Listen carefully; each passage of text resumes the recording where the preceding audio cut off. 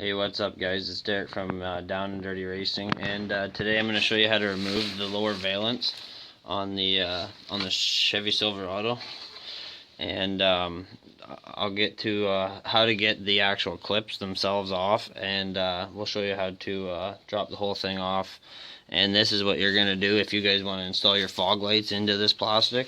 They do have the cutout holes already there for you.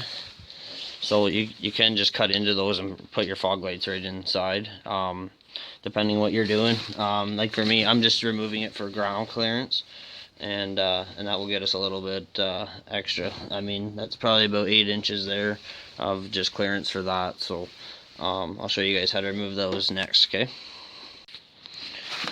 So this is the lower valance here that we are going to be removing.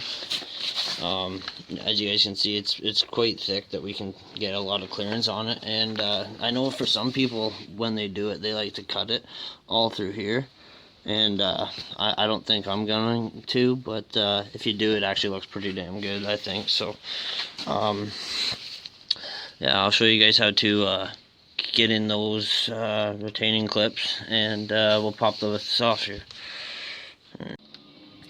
Alright guys, so there's where the retaining clips are that you have to go up in here, and you're going to prop into that, if I can get it to focus.